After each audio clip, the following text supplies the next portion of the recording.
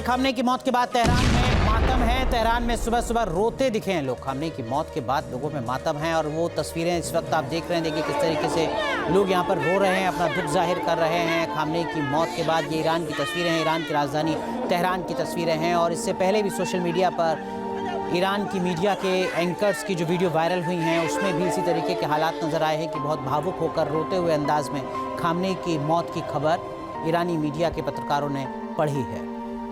सीधा रुख करते हैं वॉर जोन का। इजराइल में हमारे सहयोगी मधुरेंद्र कुमार लगातार बने हुए हैं, वॉर जोन में हैं। हालात बहुत मुश्किल भरे हैं लेकिन हर अपडेट आप तक पहुंचा रहे हैं। और अब से कुछ देर पहले जब मधुरेंद्र जुड़े थे तो सायरन बज रहा था उस इलाके में, हवाई हमला हुआ था, वहां से आप तक अपडेट पहुंचा रहे थे। मधुरेंद्र, इस वक्त की क्या अपडेट और इजराइल की क्या कुछ रणनीति है? खबर आ रही है कि नेतन्याहू एक महत्वपूर्ण बैठक करने जा रहे हैं। देखिए, इजराइल की रणनीति साफ है कि ईरान को घुटनों पर लाना। इजराइल की रणनीति साफ है कि वहां पर जो रेजीम चेंज है उसको हवा देना। अगर नेतन्याहू के बयानों को आप देखें तो नेतन्याहू ने ईरान की जनता से अपील की है कि ये सही वक्त है और यही वक्त है कि ईरान की जनता निकले और वो जो तख्ता है वो पलट दे, रेजीम को चेंज कर दे। तो एक तरह से इजराइल की रणनीति वहां पर ग्राउंड पर जो आम लोग, वैसे लोग जो कि ईरान के मौजूदा सत्ता व्यवस्था से खुश नहीं है, जिन्होंने प्रदर्शन किया था, जिनका प्रतिशोध जो है वो लेने का समय आ गया है, उनको एक तरफ से हवा दिया जा रहा है। दूसरी तरफ आप देखिए तो तकरीबन 200 ठिकानों पर हमले की जो पुष्टि है वो आईडीएफ की है और ज्यादा इससे बड़े हमले को अंजाम जो है वो तेहरान और आप देखिए तो इस्फहान सहित तमाम शहरों में दिया जा रहा है जहां पे आईआरजीसी के ठिकाने हैं। लेकिन दूसरा पक्ष यह है कि ईरान के हमले लगातार जारी है। हमने दिन में दिखाया था कि किस तरह से जो है तेल अवीव जो है वो हिट हुआ था, वहां पर मिसाइल पूरी तरह से जो है वो तकरीबन 1 किलोमीटर के इलाके को अपने हिस्से में लिया था। और अभी अभी खबर आपको ये दे दूं कि जेरूसलम की तरफ दूसरा मिसाइल ईरान का हिट हुआ है। जेरूसलम के पास ही एक इलाका है, वहां पर हिट हुआ है, तकरीबन 20 लोग वहां पर घायल हुए हैं। तो ईरानी मिसाइलों के जद में इस वक्त इजराइल पूरी तरह से दिखाई दे रहा है। लगातार बच्चे शहरन के बीच, हम भी कभी बंकर में तो कभी बाहर, यही दरअसल लगातार दिन और रात की स्थिति बनी हुई है। और इस बीच आपको मैं दिखाऊं कि इजराइल अमेरिका के साथ मिलकर अभी ईरान के जो मिसाइल पावर है उसको कुंद करने की कोशिश कर रहा है। साथ ही आपने देखा कि किस तरह से थोड़ी देर पहले एक वीडियो निकलकर सामने आया कि जो ईरान के जो एयरक्राफ्ट हैं उनको स्ट्रक किया इजराइल ने वहां पर, ताकि वो अपने एयर डोमिनेंस को बनाए रखे। तो ये इस वक्त की स्थिति है। अभी ये वॉर गेम चलेगा, ये वॉर जो है ये अभी एस्केलेट करेगा। लेकिन मधुरेंद्र, तो एक बात जिसकी चर्चा बहुत ज्यादा हो रही है वो है इंटेलिजेंस।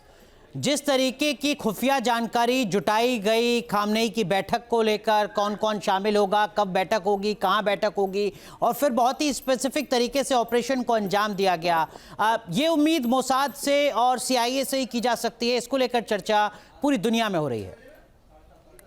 देखिए, बिल्कुल मोसाद कई कोवर्ट ऑपरेशन करने की कोशिश कर चुका था ग्राउंड पे, लेकिन ये सफलता नहीं मिली थी। मैं आपको बताऊं कि ये आखिरी ऑप्शन था अमेरिका और इजराइल के पास कि वो खामनेई को इस कदर मारे, इंटेल के आधार पर बिल्कुल पिन पॉइंट स्ट्राइक करें, सटीक निशाना लगाएं और पूरा एसेस करके लगाएं ताकि बचने का कोई मौका नहीं मिले। लेकिन इससे पहले 2 बड़ी कोशिशें जो है ईरान की जमीन पर की गई थी और वो कोशिश थी, एक तो ईरान में विद्रोह की, जिसको आसानी से हमने देखा कि खामनेई और उनकी सत्ता ने, आईआरजीसी ने कुचल दिया, जिसमें ट्रंप लगातार दावा कर रहे थे कि 32,000 लोग मारे गए हैं। दूसरी कोशिश थी ईरान में कि खामनेई को उनके ही दरअसल घर में निपटा दिया जाए और इसके लिए भी एक कोवर्ट ऑपरेशन वहां के मिलिशिया के स्तर पर किया गया, लेकिन वो भी असफल रहा। तकरीबन 100 मिलिशिया के लोग उसमें मारे गए थे।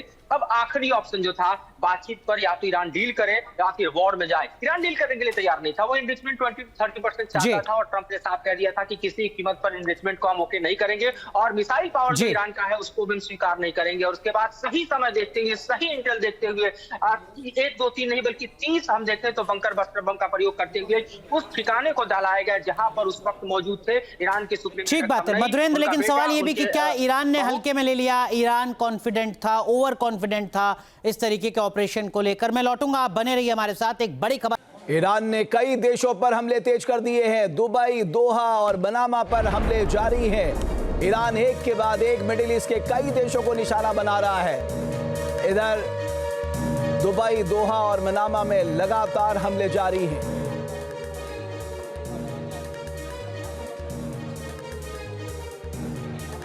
तो ड्रोन और बैलिस्टिक मिसाइलें छोड़ना ईरान ने छोड़ा नहीं है। और जिस तरह से supreme leader Ayatollah Ali Khamenei की मौत हुई है ईरान इजराइल के जॉइंट ऑपरेशन में, उसके बाद ईरान का गुस्सा 7वें आसमान में है और वो लगातार मिडिल ईस्ट के कई देशों को निशाना बना रहा है। ये तस्वीरें आप देख सकते हैं। ये तस्वीरें बताने के लिए काफ़ी हैं कि ईरानी मिसाइलों ने किस कदर तबाही मचाई है। हालांकि ज़्यादातर मिसाइलों को इंटरसेप्ट कर लिया गया है, लेकिन बावजूद इसके तबाही भारी हुई है। उधर यूएई के शारजा में भी ईरान का हमला हुआ है। शॉपिंग मॉल को ईरान ने निशाना बनाया है। बिल्डिंग से निकल रहा है धुएं का गुबार। ये बताने के लिए काफ़ी है ये हमला कितना ज़बरदस्त था। कहा यह भी जा रहा है कि इस बिल्डिंग में कई लोग फंसे हो सकते हैं। राहत और बचाव का काम लगातार जारी है। राहत से जुड़ी टीम मौके पर राहत और बचाव कार्य में जुटी हुई है।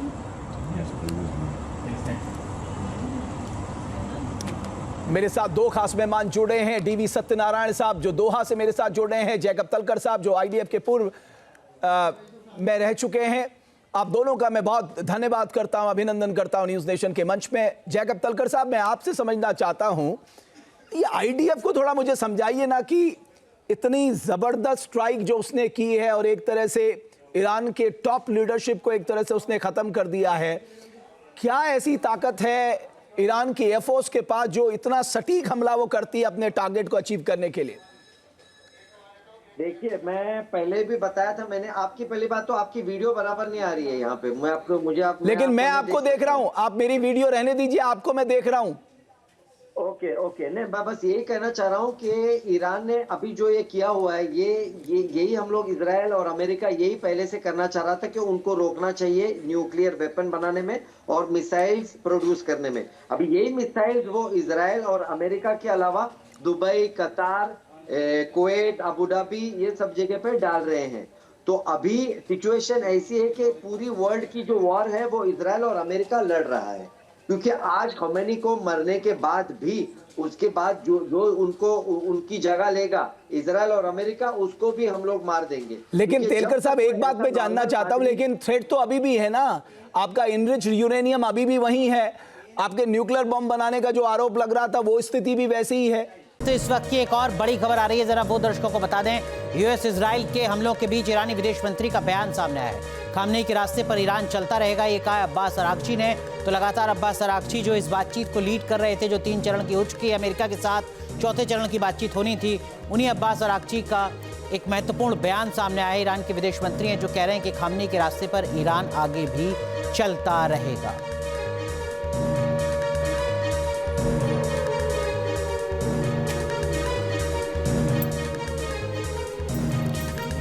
एक और बड़ी खबर आपको आपके मोबाइल पर तुरंत आएगी ब्रेकिंग न्यूज। स्क्रीन पर सबसे पहले दिखेगी बड़ी खबर। देश दुनिया की हर खबर एक जगह। अब आपके मोबाइल पर तुरंत फटाफट इंस्टॉल कीजिए न्यूज़ नेशन ऐप और रखिए खुद को अपडेट।